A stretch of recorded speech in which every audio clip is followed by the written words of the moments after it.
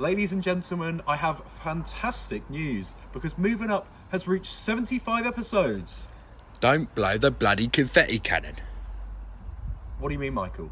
Well, you did this already for episode 50. But what else am I going to do? Well, the boys at school used to call me Michael Cake.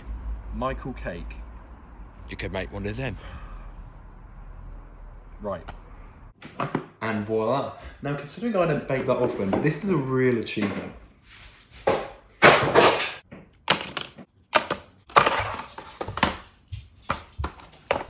There we go, with a bit of TLC. Look at it now. Yeah, I've got to be honest, I don't think I'd do that. When in Rome.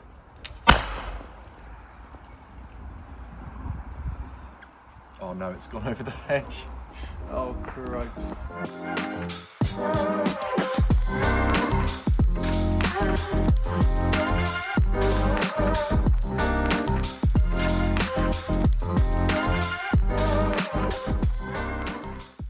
Hello and welcome to episode 75 of Moving Up with me, one of your hosts, Adam Barlow.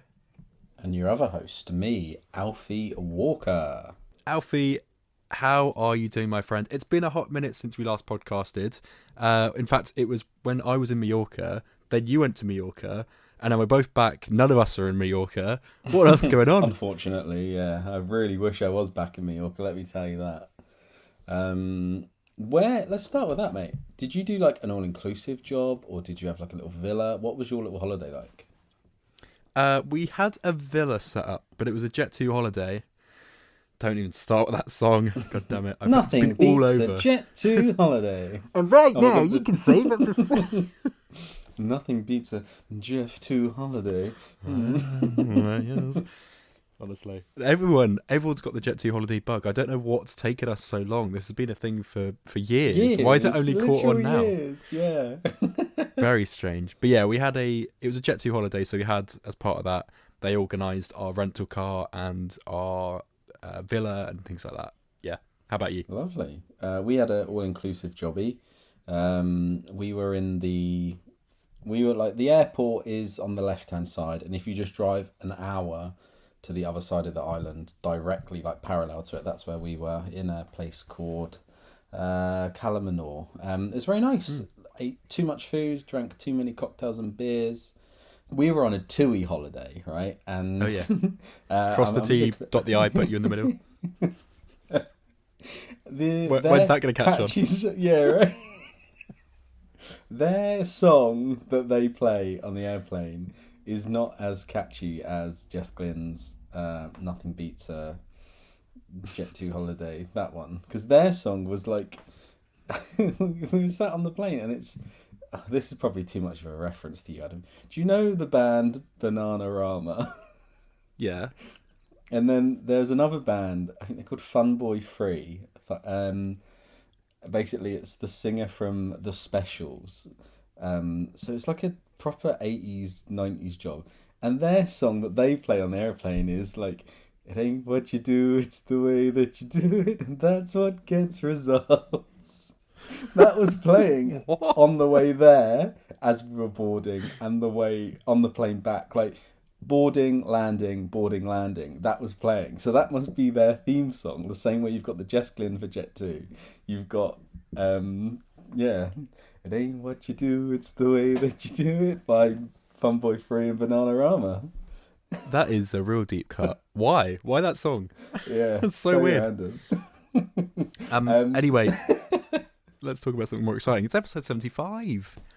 Can't believe we've made it this far. We are hitting the episode at the age that we'll probably get our state pension. Incredibly daunting, but don't know who saw that news the other day. Good Lord. But yeah, 75. I think we're going strong, mate. I think we've only ever had a couple of little breaks, haven't we? We had for our dissertation, and we did have a little break, obviously, for the last couple of weeks. And I think we're still going strong. I enjoy what we're doing. And it's nice just to basically have a catch-up with you every week about film. It's almost like an excuse in a kind of way. Yeah, it's lovely. Do you want to hear some celebrities and actors, mostly actors, that are 75 years old? Absolutely. Okay, so I'll just reel some off here. Starting with Caitlyn Jenner. Good start. Stevie Wonder. Nice, Classic. lovely, love that. William H. Macy, star of Jurassic Park 3. Jurassic Park 3, yes, absolutely. Is he that old? Wow. Yeah, crazy. He looks good as well on Yeah. you know that website where it gives you like the celebrity birthdays. He looks great. The mugshot they've chosen is very flattering. Chat show host Jay Leno. I only know him from the Disney Pixar film Cars because he has a cameo in that as himself as a car. Yeah. Oh goodness. Is there any higher form of of inflated ego? Who knows? Self-indulgence. Yeah. He's kind of given narcissist. Martin Short. Julie Walters. That's a big one. The list. Oh, that's a big one. No. I started weak. It gets better from here. Don't worry. Sigourney Weaver. Huge. Wow. Richard Branson. Huge. Right. Okay. Jeff Bridges. Wow. Bill Nye. Oh, legend. Yeah. As in the actor, not the science guy. And then Twiggy. Oh, wow. Love it. Actors and musicians. There we go. Love that. 75 big, mate. We should be proud of ourselves. Absolutely.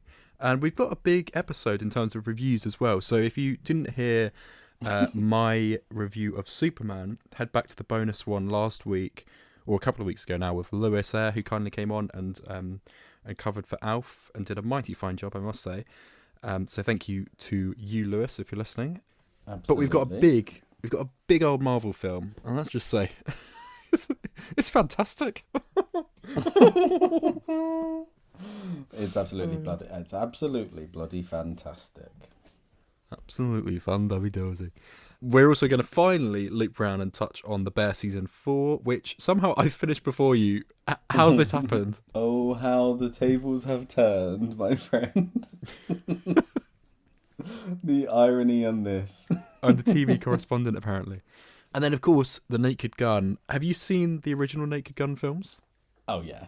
I've seen the original. I thought you were going to say, have I seen the new one? I was like, no, I haven't seen Superman yet. I haven't seen this. I've been too busy sunning myself and moving into a house. But, yeah, I've seen the original, so I can add a little bit of commentary on that. But your review of it was stellar. I read it this afternoon, your little letterbox one. And, yeah, the Superman review as well. Gave that a listen.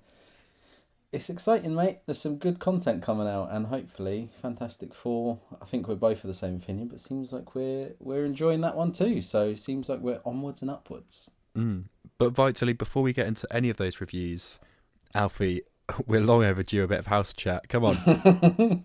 This has been a real escapade, isn't it? Like the absolute mission I've been on from I've bought a house, we've got a crack den of a house, it's horrid, and slowly catchy monkey, it is now becoming a home. It's now got 2 bedrooms done, the office is done, and the main bedroom is done, fully furnished, all of that jig.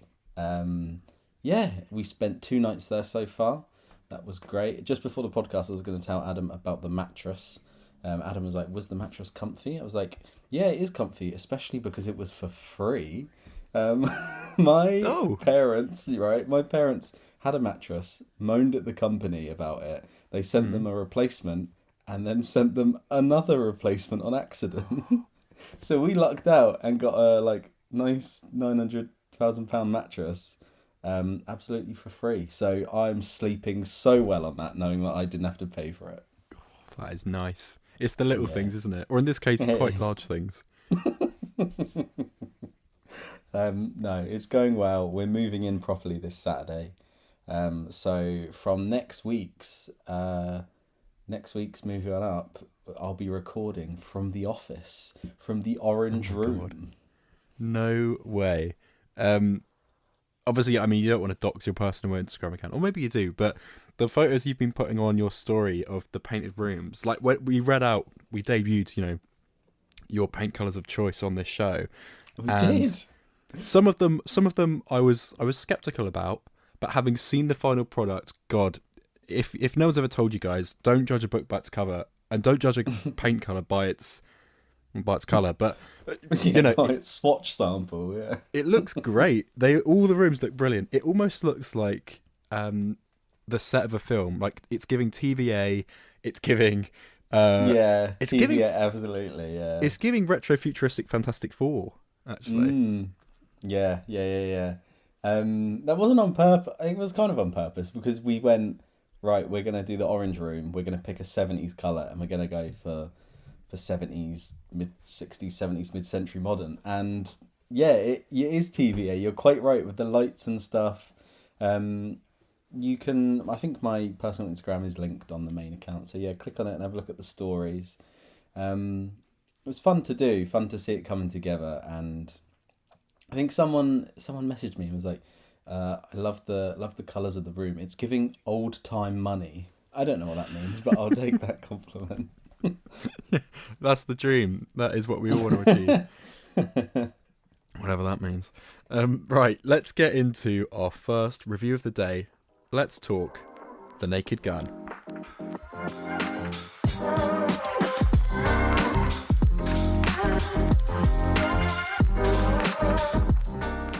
Adam trotted on over to a press screening. We were lovingly both invited. I was in Mallorca, or flying back from Mallorca, so I didn't make it. But ironically, because I was near London, this is the closest I've been to a press screening that we've been invited to so far. So, yeah, starring Liam Neeson and Pamela Anderson. Kind of out of nowhere, in my opinion. I didn't even know this was happening until that trailer dropped a couple of months back. Reviews are pretty stellar for it, and it seems like an absolute ball to watch. Take it away, Adam. How was it? As you say, it's somewhat come out of the blue. It's been in production for a number of years now, and it's just been pushed back for various reasons. I think it reached certain levels of development and then got cut back and all stuff like this. But we're finally here with the 2025 edition of The Naked Gun. It's kind of a reboot, but it's mostly a legacy sequel because Liam Neeson is playing the son of Frank Drebin, played by Leslie Nielsen in the original. There are 3 original films, all fantastic. I think I personally, though, have actually only seen the first one in full. But it's very much, if you've seen Airplane as well, that's totally the same kind of comedy. Just punchy one-liners, stupid physical gags, and, physical comedy, slapstick, background jokes. It's just every single scene and frame has something to enjoy or something to smirk at. And I'm happy to report that this is absolutely in the same vein. I think Leslie Nielsen would be so proud of this film. Liam Neeson, it's not even the first time he's played a comedic cop. Of course, bad cop, good cop in the Lego movie, Lego right? movie, yeah. And there's definitely a couple of lines in this film when you see it, Alf, that you will be like, that's the exact same line delivery as he gave in the Lego movie, which is fantastic. It's a great little sort of through line that, obviously not intentional, but there's definitely some lines that I'm like, that is you doing the Lego movie, my friend. And it's great. There is just every trailer, even the promotional sort of fake, interview setups that they've done and the little TV spots have all been so lovingly crafted.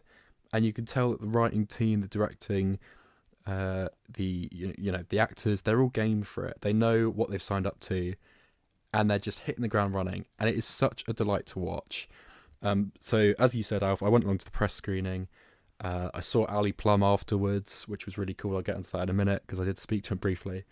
But it was great. I mean, they were giving out free beer, so of course I went for a little. What did I go for? I think a San Miguel. I'm not sure why. Yeah. You're still in that Mallorca mood. That's why. Yeah, that's it. Yeah. Really, I did have enough San Miguel in the last month, but I thought, no, I'll double down. Yeah, it was a great time.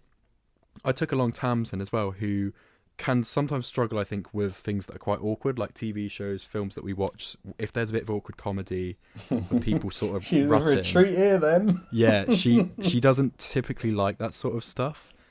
And she hadn't seen Airplane, she hadn't seen The Naked Gun. So I was like, right, I'm going to brief you on this. We've obviously seen the trailers, and she kind of smirked at it, but was a bit like, I don't know what this is. So I explained it. I was like, just, there's no gravity, there's no laws of physics or anything. Just accept it, okay? Yeah. And there's certain moments and runs that they go on. Like there's an extended sequence, a sort of flashback esque thing where Pamela Anderson and Liam Neeson, their characters are both flirting with each other, and they go for a romantic getaway in the Alps, and it's a real highlight. It's fantastic, that scene. And I also loved Paul Walter Hauser has a very small role in it. He's also great. He's just perfected those silly glances of befuddlement, I think, really well. Kevin Durand is in there. He's good. Again, great at those reaction shots, which I think are just as important as the actual delivery of the comedy. You've got to have the straight man around, to ground it in some way. Otherwise, it is just complete, ridicule of everything. But he does a fantastic job in one scene that's in the trailer, where he's looking through heat vision goggles, and it looks like Pamela Anderson is on her knees in front of Liam Neeson, partaking in fellatio, and that's a really funny scene. But that's just the start of it, and then it goes like 6 steps further than that, and it's the point where you could see it happening before it happens, and that makes it all the more funnier. I just loved it. Don't get me wrong, it doesn't give anything like some life-changing lesson. It's not, it's not going to win any awards at festivals or win an Oscar or anything, but it's not meant to. Like, this is comedy on the big screen, and that's become a rarity, right? So I think it's a delight that this is on the silver screen, coming to cinemas on the day this podcast comes out. Go and book it, see it with a big audience, go along with your family.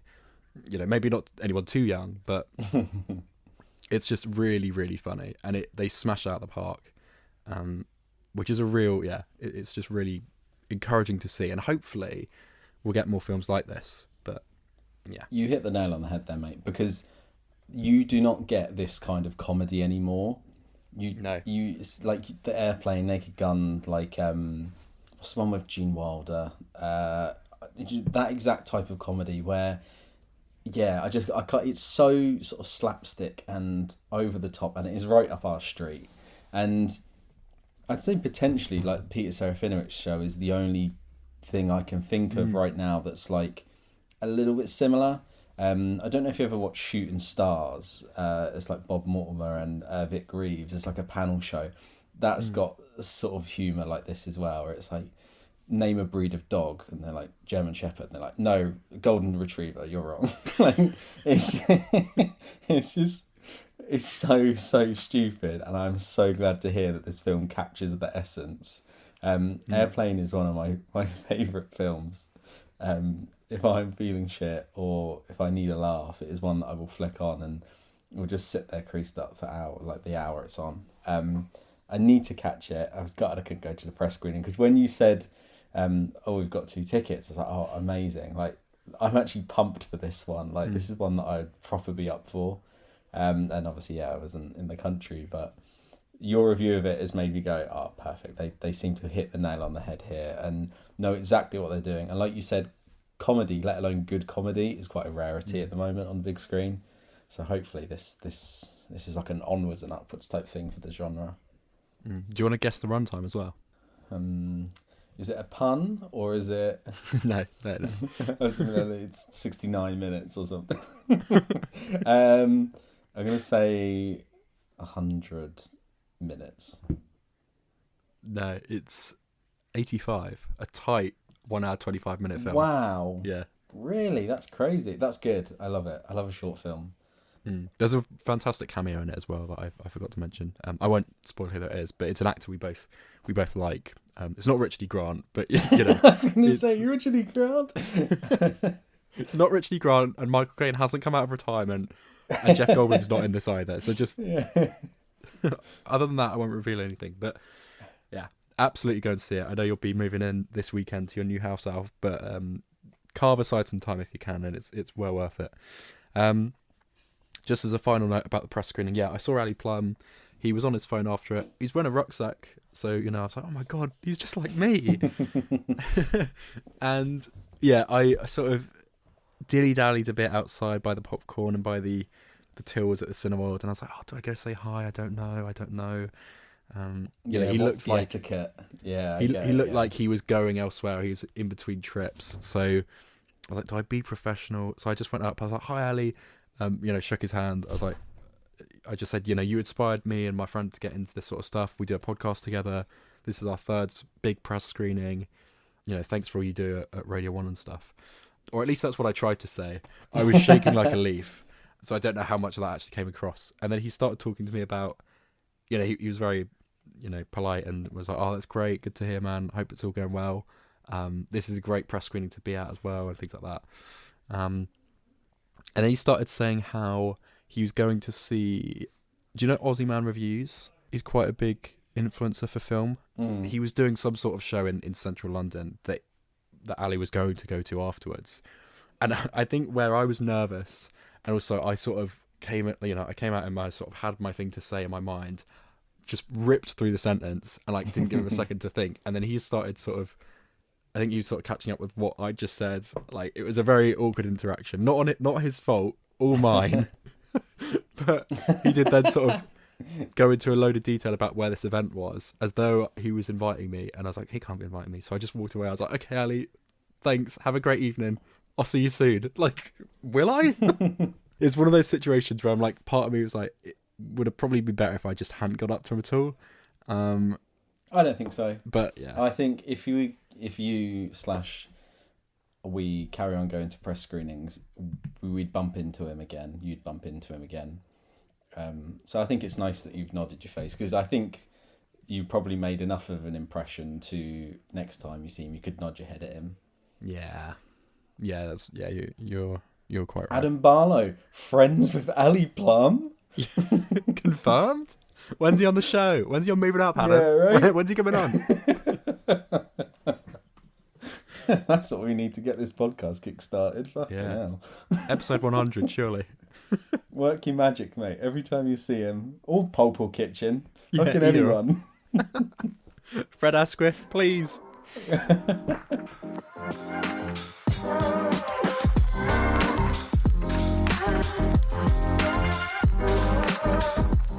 Adam just said, yeah, let's review Fantastic Four. You said it wrong, Adam. I believe you were meant to have said, let's review Fantastic Four. Fantastic Four. I'm excited to talk about this film, mate. You've secretly not told me anything, so I'm really nothing at scared. all. Because I love this film. I think it's such a comfort film. I think it's one of the best MCU films there's been in years. Or just strike that. One of the best MCU films, full stop. But by all means, let me know what you think. Hold your breath. Recency bias is a difficult one. Both me and you are always getting hit with recency bias. I don't think that's anyone's shock. But I'd like to go back and watch it again, maybe in a month's time. But I think you are spot on, mate. And I do think this is definitely the best thing since, I'd probably say... See, Spider-Man No Way Home is difficult because I enjoyed it at the time. In hindsight, it's aged badly. But I think this is maybe the best thing since WandaVision. I think this is so good. And I think this is exactly what you just said, mate. It is one of the best ones we've had. It feels so comic booky. I love that I don't have to have watched 20 Disney Plus shows to know what's going on. I think in the 155 minutes, they made me absolutely love all four of them more than the previous 3 Fantastic Four films put together. I like these, in the 155 minutes, I like these 4 characters more than most of the standard MCU heroes.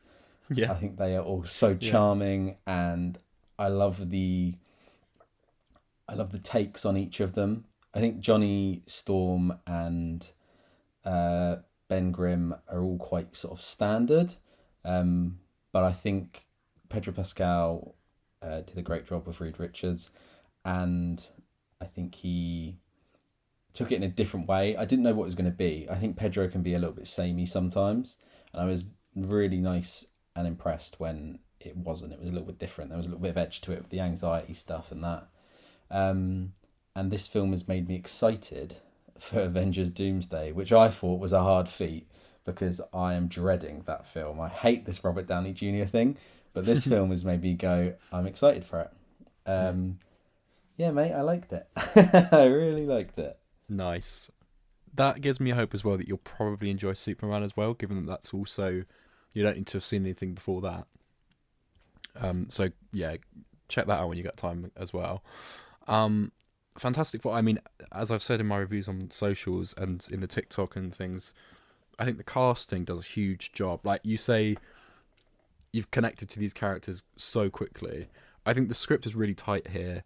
They've clearly shaved off a heck of a lot. You know, they completely cut John Malkovich's character, and you can kind of tell there's some scenes that were maybe meant to go on for longer. If you go back and watch the initial trailer, loads of the lines aren't in here at all. I'm thinking of the line that Reed Richards says where it's like, I stretched the boundaries of space and they heard. That's not in here at all. But I think what they've left in here is very wisely kept, and it just doesn't overstay its welcome. If anything, I would have liked to have seen more, and it makes me a little bit sad that the next time we see these characters, it's going to be an absolute shit show, because it's going to be in Doomsday. They're going to have a very small percentage of the runtime. They're under the guidance of a new director at that point, under the Russo brothers, and I just don't know if we're ever going to return. Well, we will return to this Earth. What is it, 838? I think, off the top of my head. Yeah, 828, something like that. Yeah, it makes me sad that actually I'd love to see a trilogy just in that world with just those four. That would be beautiful. But we're obviously not going to get that. So, yeah, no use crying over spilt milk, is it? And on the same line as well, just to prove how much I like this film, I just adore the aesthetic. The 60s retro futuristic whole decision is just genius in my opinion. And the outfits, the costumes that they wear, the fact that they're all slightly different but uniform, I think is delightful. And the fact that they're going to obviously get new suits in the next film, because MCU does that all the time to sell toys. The fact that we're not going to get these suits again beyond this film is kind of heartbreaking, because I think they're perfect. Don't change them. Just for once, just beautiful. Leave it. Like, I know some people are like, oh, I want the Jack Kirby blue and black suits. And they do wear them in a flashback, I think, at the start of the film. But I think this is so much better. It looks bright, it looks vibrant. The aqua blue colour is just gorgeous. I adore it. I love this film. It's great. Is it perfect? No, probably not. But if you ask me right now, guns to the head, what's a flaw? The only thing I can think of is like, I would have liked it to be longer. I want more of it. The aesthetic is it for me. It's exactly what you said there. Like, I think the costumes, the way stuff, most of it looks real. Like, I always find these MCU costumes with the nanotech so boring and so overblown, but I like the way you can see like threads on their suits. You can see that it's a real, like, oh, that looks like a 1960s jumper. Like, just that element of it is so cool, and you've got like the futuristicness of it, and I just think it's so cool. It's right on my street. I'm a huge 60s and 70s music and culture kind of person, so it's obviously going to like it. But I'm on the same vein as you, mate. I wish we just were getting a trilogy of films of them in the 60s, them in the early 70s, them in the 70s. Do you know what I mean? I just think that's the way these films should be done. That's the way they were originally done. We had so many 4 Captain Marvel, Iron Man films before we got the Doomsday event, and I think that's why it works so well. And I'm worried that we're just going to ball straight into Doomsday, and we're just going to lose some of that charm, and they're just going to be lost in it, because in a film with 100 characters, they're going to be so minute. Luckily, they seem like they're going to be a big part of it, but I'm just worried that we're going to lose it. And yeah, exactly what you said, mate. I just wish we were getting a trilogy in the 60s and 70s with them. It's so cool. I will say that CGI baby's a bit rough though. Yeah, that's fair enough. Paul Walter has her in again. So when I went up to London last week to see The Naked Gun and this in IMAX, it was funny seeing him on screen both times. That was quite a nice, a bit of mirroring there with him. And he's great in both films, so good on him. That's 2 bangers in 1 month. Mark Gatiss in quite a small role, but he's always great. Ralph Ineson as Galactus. Right? Yeah. The voice on that man is insane. the scale of him is so cool. They're looking at the Statue of Liberty.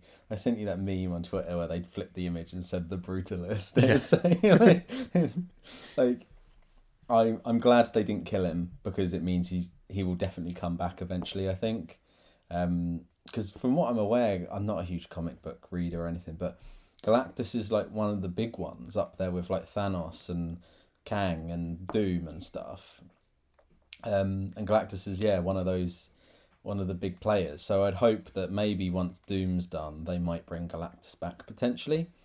But yeah, and Jennifer Garner as is it Shalval, the female Silver Surfer, very sexy, and the chemistry in the very little screen time, like, I don't know how they did it with Johnny Storm and her, because they didn't share a lot of screen time, but I genuinely felt like the bit at the end where she sacrificed herself was kind of earned. I think, like you said, the script being quite tight and meaningful really did help. And like you said, they shaved off a lot, and it's a shame, but I like a short film, and I think the film was punchy, and I think the film could have outstayed its welcome. So I think potentially it was the right choice to chop it down a little bit. Yeah, that's fair enough. I think Ebon Moss-Bachrach was great as the Thing. No complaints there at all. Again, he I think his scenes were probably cut down a bit, right? But he just feels like, pun intended, the Rock of this family, and he is the base, right? He's there making dinner after every battle they have, and just keeping everyone grounded. Again, pun intended. And We it's got just cooking puns, we got rock puns. God, the bear going full to town, mate. BFI, Odeon, Synod, we'll do your official podcast. Just give us a shout. It's just all this going to waste. I know people had their problems with some of the casting. I don't want to say I was right, but I always thought this 4 is pretty perfect. Like Joseph Quinn, I know people thought he looked a bit silly with the blue eye contacts and the blonde. Really dead trim, actually. They kind of did him dirty with the haircut. Very 60s. Yeah, that's true. That is true. I thought he looked really sexy in this film. Really hot. Pun I think intended. the cast in this film actually is like, yeah, right? Pedro, what's her name? Vanessa Kirby, Jennifer Garner, Ralph Ineson on the red carpet. He was wearing a white suit and he looked good. Like, yeah, this is a sexy cast. It is. Should we talk Pedro Pascal fatigue? You alluded to it earlier. Yeah. So before I watched the film, I think there is a slight Pedro fatigue cropping in. But I'm happy to say this film didn't make that worsen, because I think he played a different enough character. And I really liked the anxiety angle they took with him being such a big brain, being such a overthinker, that it really played into his character, because the previous iterations were not like that at all from memory. I've only seen that 2004 fantastic film maybe twice, then the sequel, and then the newer one with Miles Teller I've seen once. God awful. Yeah. But I don't remember him being like that. I remember him being cocky and quite full of himself. I mean, you watched them recently, actually, so I can't see you can vouch for what they're like. But yeah, I really appreciated the different take, and I think it suited him better because Pedro doesn't look like that. I think it really fits his character and the way he looks, and yeah, I was impressed by it. And I do still have a slight Pedro Pascal fatigue, and I do wonder where he'll crop up next. But yeah, what about you? How do you feel? I'm a big Pedro Pascal fan. Have been, I mean, majorly since 2023, but obviously since The Mandalorian in 2020. And since then, I just think he's fantastic. He's so, I keep saying fantastic in this film, in this review. Say that again. Stop. Say that again. Yeah, he oozes charm, doesn't he? I mean, I don't think you can do any wrong. I know people have also been having a go at him for being a little bit touchy on the red carpets, and I think people are maybe a bit jealous of him. If it does come out in 5-10 years that actually he is a bit of a wrong 'un, then I'll hold my hands up. But I don't think that's the case because none of his cast members have ever said they're uncomfortable with it. In fact, they encourage it. Vanessa Kirby says, they just have that relationship with one another. I think it's just a gay with his girlfriend. well, this is it, right? Like people are really like hounding at him. I think maybe it's out of jealousy. Maybe it is because he's in a lot of projects. But I mean, people don't get cast in Hollywood this often unless they're good and they've got the acting chops. And I do think Pedro Pascal is a great actor. So yeah, like if anything, he's been a bit typecast. That's not his fault though. I guess he could decline the roles, but he's been in this game for ages. Like, you got to think he only really made it to the big time when he got in Game of Thrones, and he'd been in the, in this industry for like 20 years prior. So he's waited long enough, and he's got that endearing energy to him. He clearly has great connections in the industry. People love working with him, and I don't know, more power to him. I really rate the guy, and I don't have fatigue of him yet. Maybe I will, but I don't know. Maybe I'm just a big fan. We'll have to wait until Mandalorian and Grogu and see how that goes. But he's not even in the costume when he does that, is he? No, exactly. He's in a lot of stuff, and I think like you said, it's rightfully so because he's clearly very good. I think the first thing I saw him in was Game of Thrones, and he's like charming and got the same sort of thing there, and he plays quite a sexy character there.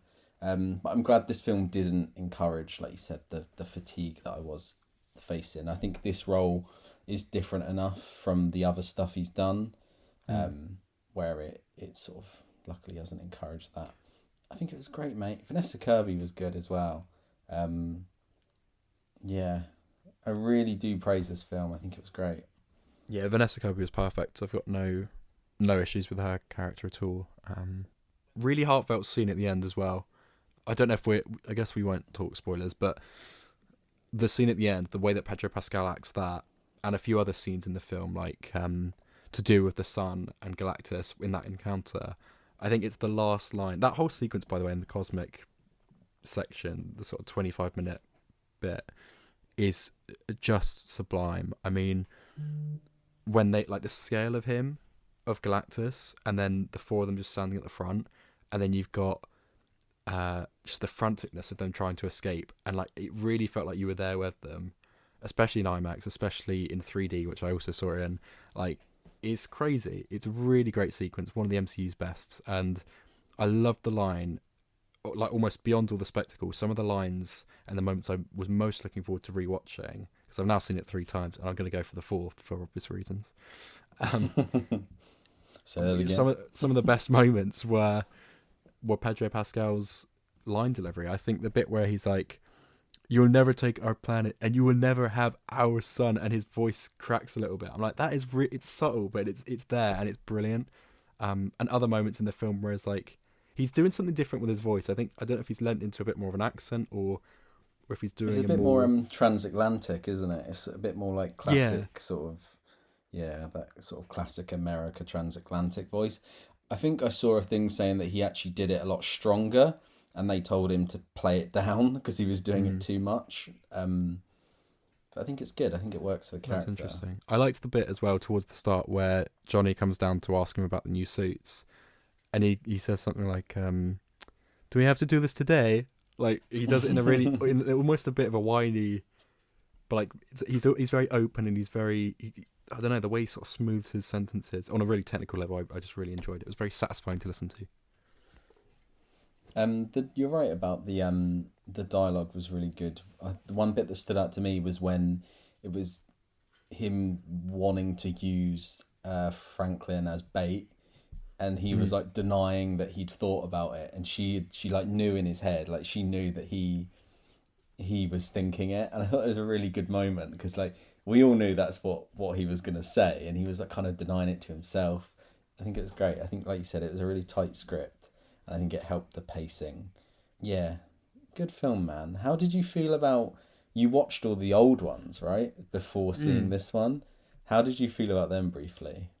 Yeah, so I watched Fant4stic and The Rise of the Silver Surfer for the first time, and then I rewatched the original Fantastic Four from 2005. So I like the 2005-2007 films. I think they're quite cute. Like they're very of the Sam Raimi sort of energy. They're very camp.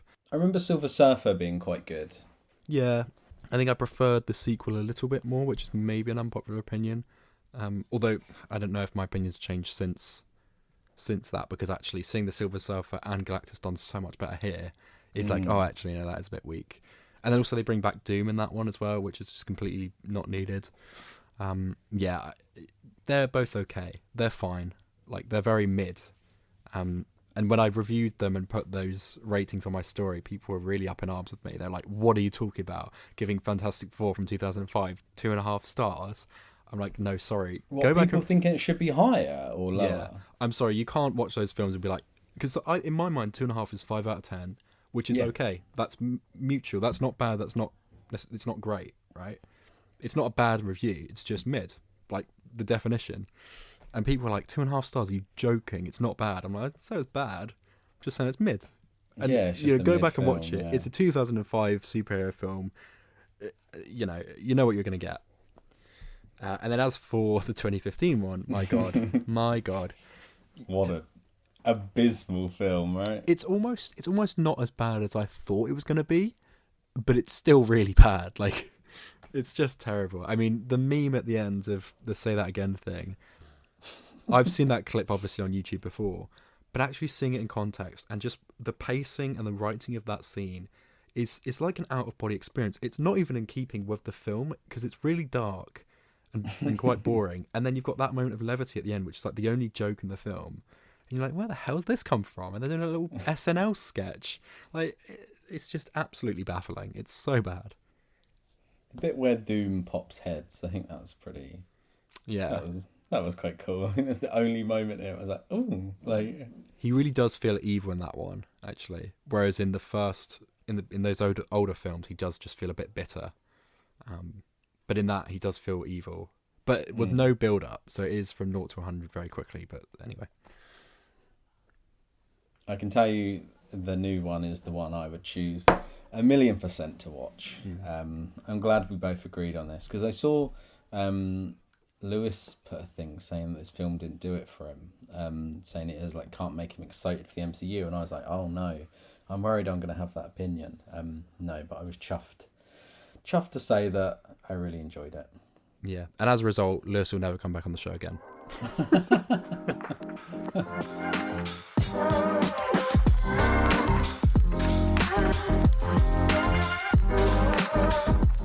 Time for some games now. Everyone's favourite part of the show. We're going to start off with the BQ. Alfie, do you want to do the honours? It's time for the big question. Nicely done. We're really getting if I that could meet sorted. Ralph Inson, I would get him to say big question. Yeah. 'Cause my God, can you imagine the shivers that would send down your spine hearing that come from him? We wouldn't even need to add the reverb. It'd be fine. Yeah, right? Yeah, so true. The line that Ralph Ineson has to do is like, I must have the boy. He is my salvation. Like, oh my God. Puny bugs. Yeah. Was it something like that? I was like, oh, cool. He's brilliant, isn't he? So good. Yes, so big question this week is, what superpower would you have? And then the 4 options were, you've guessed it, the Fantastic Four powers. So you've got Reed Richards and his I actually really struggled to name this. Flexibility, but that's really underselling it. Yeah, right? Flexibility is like a 40-year-old mum who does yoga, not row who can be stretched 13 kilometres long. Yeah. So yeah, anyway, I went with flexibility.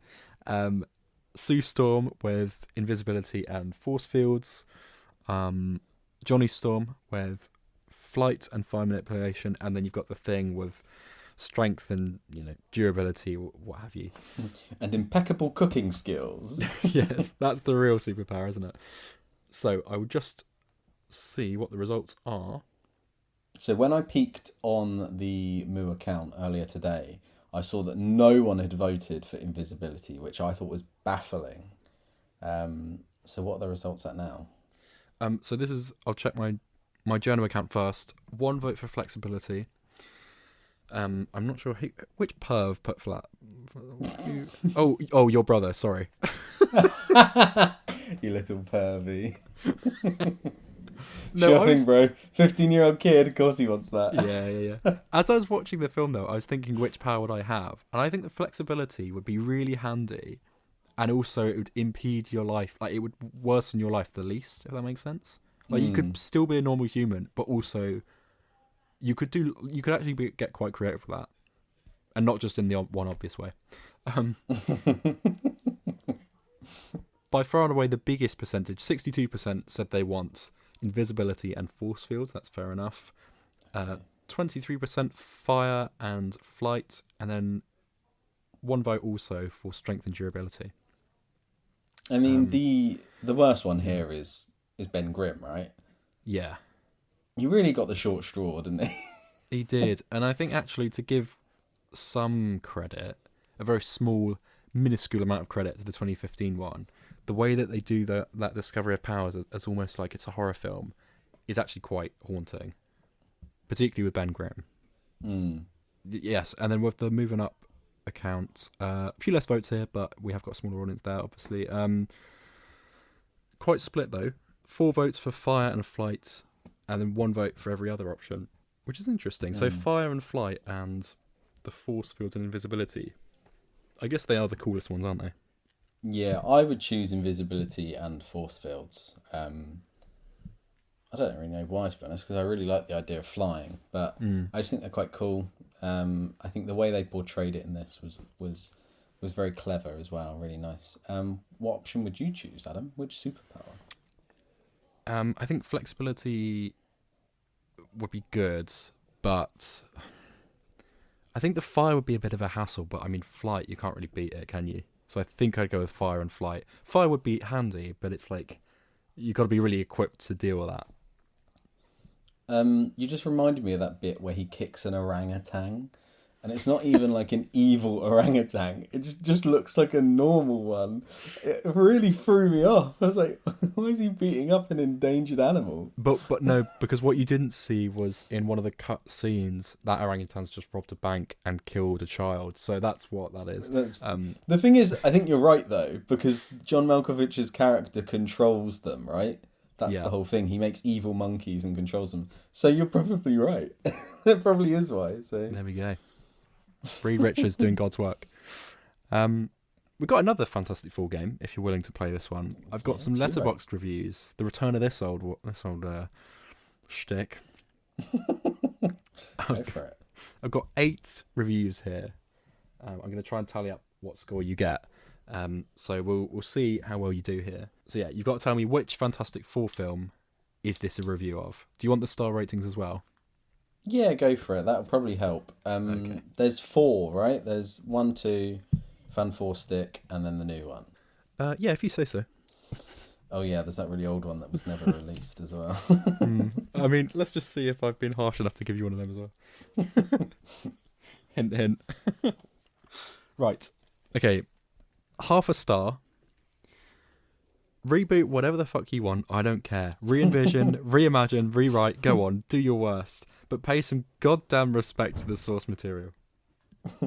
Fan 4 Stick. Yeah, correct. Straight in there. 5 stars. Full caps. Guys, I'm sorry the cape shit got to me. I love the Fantastic Four. I love good superhero movies. First Steps. Yep, correct. Yeah. 3 stars. Not fantastic at all, but not terrible either. I think the problem was that everything happened too quickly in the movie, and the design of Galactus was horrible. But oh my god, how sexy is everyone? I'm going to say First Steps, but... It's Rise of the Silver Surfer. Right, okay. Because, I mean, thinking about it, the cast in all of them is sexy. Yeah, that's true. That is Blaine true. Grufford is in the first. Chris Evans, isn't it? It's Chris Evans in the first one as well. Yeah. It's a sexy superheroes. Yeah. Yeah, they are. Next review. 5 stars. Avengers Endgame wishes. First Steps. It's Fantastic Four from 2005, believe it or not. I wasn't sure if it was going to be Fan 4 Stick as a piss take as well. Yeah. That really could have gone any way. Okay, 3.5 stars. When you're cycle 4, but yard fantastic. Fantastic. No, first steps. Oh. They're getting more obscure. I'm sorry about this. 3.5 stars. We need superhero movies to look like this again, and I'm not even joking. Give me schlock, give me camp, give me pistache, give me Reed Richards sticking his very obviously fake, stretched out, squiggly Dr. Seuss character-looking arm, waving to everyone out the top of the just married limo as the film's closing moments. Its silly sincerity justifies everything else. That's with no punctuation, by the way. I'm going to guess the first one, but it could be either of those first two. It's the... Well, if by first one you mean the one from the 80s. No, I do 90s. not mean the one from the 80s. I mean the one from 2004 or whatever. You should have meant the one from the 90s, I'm afraid. Oh, fuck off. No way. Yeah, apparently it's all right. Okay, I think you got 2 more. Hold on. There we go. Half a star. The first AI-generated movie in history, before AI was even a thing. Fantastic. Yeah. And then finally, 2.5 stars. Johnny's a weirdo, but how the hell do they fuck? This could be any, because Johnny's sexy in all of them. Who plays him in Fantastic? Is it Michael B. Jordan? Yeah. Yeah, I'm going to go first one, or Silver Surfer, but... Silver Surfer, yeah, I'll give you that. Right, okay, nice. Oh, I thought you got 4 out of 8 then. I was about to say, please tell me I got 4. You got 5. Damn it. I'm too good, what the fuck? You ruined the game. We've got time for one more game, I think, Alf. Roll those titles. It's time for... Oh, come on, stop messing around with your phone, get it? Did I ask you? Where have you hidden the Mona Lisa? I love you, kitchen gun! Ridiculous. Keisha's Lorraine. It's the Peter Serafino List. To be honest, I don't think that's any of your business. I completely forgot about that until you said it's time for the Peter Serafino list. And I went, oh my god, he made that jingle. Yeah. Get that in. Get that in the podcast. I love you, kitchen gun. This week... I ask you though. This week, we need to add Peter Serafinovich. Alfie, can you even think, what could we possibly pull from his long and varied career? I mean, you might be thinking, but Adam, Peter Serafinovich, he's not a Marvel superhero. He's not in the Marvel films, is he? I don't remember him. He plays the Tig, but that's not a Marvel superhero, and he's not. Hold up a moment. Wait a minute. Is he in a Superman and Marvel-related film? We've got James Gunn's Guardian of the Galaxy. Am I right? Yes, absolutely. Yes. In a very obscure background character. He is there, I believe. Excuse me, he's not obscure. He plays, and I quote from Wikipedia, if the website's still loaded, he plays a Denarian named Garthan Saul, a Nova Corps officer, I'll have you know. Oh, I'll have you... This is like that time you said, like, what's his name in How to Train Your Dragon, and we just read it from the screen. I mean, as they say in the old Hollywood business, you know, there's no small roles, only small actors. And my God, Peter Serafinovich is a tall guy. So he does a great job in this role. And actually, considering it's only a small... Well, not a small role, you know, a limited screen time opportunity, he does quite well. He's funny in it. He's got that one line that blew up on TikTok and people use it for edits, whereas like I think, what's his name, John C. Reilly is like, they call themselves the Guardians of the Galaxy, and then Peter Serafinovich goes, what a bunch of a-holes. And that is always it's always used in memes. So they were going to make a Nova Corp TV show, weren't they? yeah, and you know he would have been in that, but I think they've cancelled it since, so that's a bit sad. Cowards. I'd love to know what led to James Gunn casting Peter Serafinovich. Do you reckon they have a relationship? Do you reckon they're like, do you reckon James Gunn is aware of Brian Butterfield? You know what? It would be a stretch, but I think Surely, right? Surely. It's only right he goes on the Peter Seraphina list. Yeah, it's only right. Again, I've not written their full name, so I've only got the I've only got the initials, which is really unhelpful. So we've got Snotlout Jorgensen at the bottom, I think. We've got Michael Caine and Ray Fiennes a cut above them. Then Brian Butterfield, then Peter Serafinovich. I think we've got to put... I've already forgotten his name. Should we just put Guardians of the Galaxy, man? Yes. He's good. I don't think we can put him above Michael Caine or Ray Fiennes, though. I don't think so, but I'd say above Snortlax, Gorton Wong, whatever his name is, purely for the meme quality. What a bunch of a-holes. Yeah. I think for that alone, he should go above him. Yeah, you don't see any Snotlout edits. Actually, no, you do, but only the animated version. So there we are. That is the Peter Seraphina list. Thank you for playing along at home. One day, the ITV or BBC will pick that up as a primetime game show. I'm absolutely sure of it. Yeah. Do you remember Creature Comforts, Adam? Creature Comforts. It rings a when bell. When the scheduling issues would happen, they'd put Aardman's Creature Comforts on it. It would just be like weird little filler, like minutes of like snails made of clay. Yes. Yeah. I know that. I think Peter Seraphina should be like that. When there's a problem with the scheduling, ITV just chuck on a Peter Seraphina list, Yeah. give everyone a bit of content, on to the next show. God, yeah, you're so right. But the problem is, if they used just outcuts of this podcast to fill time on air, they wouldn't sort the problem. Like, all the technicians would just get distracted. They'd be like, God, this is a great segment. This is a God, great segment. this is brilliant. We should pick this up and get Ben Shepherd to host it. Or Warwick Davis. Warwick Davis, bless him. Get him on. Is he on the A-list star? He's No, not yet, he's is he? not. But he absolutely is next week. He's got to be on there. It's got to be done. Someone write that down. Just before we finish, we did say we were going to review The Bear. We've come to the conclusion we're a bit late on that train, and I'm only halfway through. But Adam, share your brief opinions. So I caught up on the end of season 2 and then ran straight through season 3 and season 4 at the start of this month and end of June. I think season 3 got a lot of bad rep when actually I watched it and enjoyed it for the most part. Yeah, it got a little bit stale at points, but actually I thought it was all right. Season 4, I think, is a marked improvement, especially in the earlier half of the show. The wedding scene... Have you got to the wedding episode? Yes. Yeah, that's brilliant. I think one of the best episodes they've done.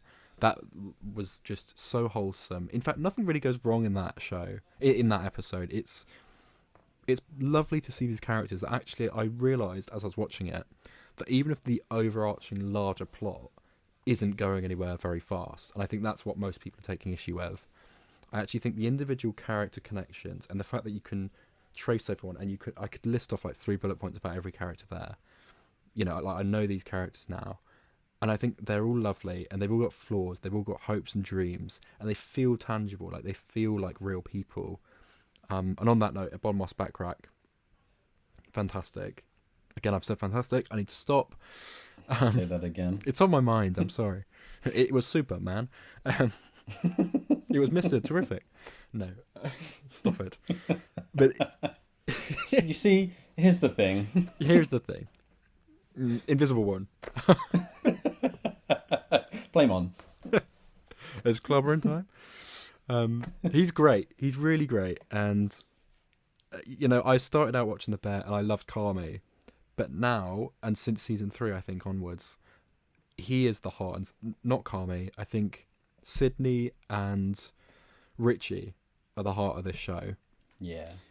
And when you get to the final episode of season 4, again, it kind of is like, oh, we've had another 2, we've had another season here of not a lot of content, really.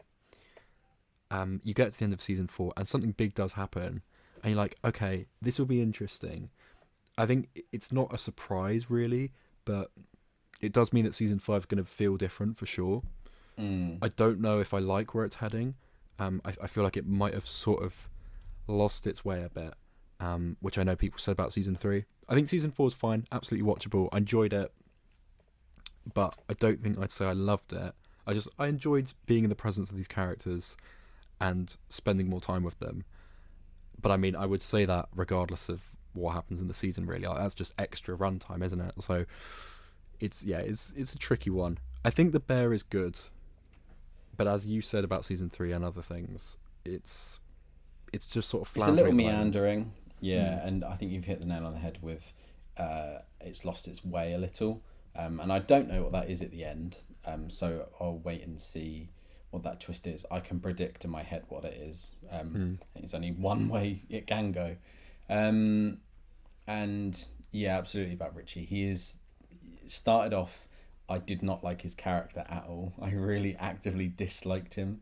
And I think he's gone on the absolute best arc of any of the characters. And like you said, he's now the focal point. When he is on the screen, I'm like, yeah, he's my favourite character. And it's a beautifully made show, like visually and the way it's shot and stuff. It really is. You can't complain in any way. It's a great show. The soundtrack slaps. Like you said. Yes, wow. Yeah, absolutely. Ayo Edebiri also, I think, is stuck in a rut in this show because she's fantastic. I said it again. She's really funny. Say that again. She's really funny in interviews and in other films. But I think The Bear, while she is meant to be a character everyone adores, and I love her as an actress, I actually think her character's quite boring. I don't think she's moved at all over the 3 seasons she's in or whatever. Was she in all 4 seasons? Like, she's exactly the point she was when she started. Like, yeah. Nothing changes with her, which is a real shame. And, like, she could do so much more as an actress. I know she can, but the script just isn't giving her anything to do or anywhere to go. I don't know what her character will do next. There's no...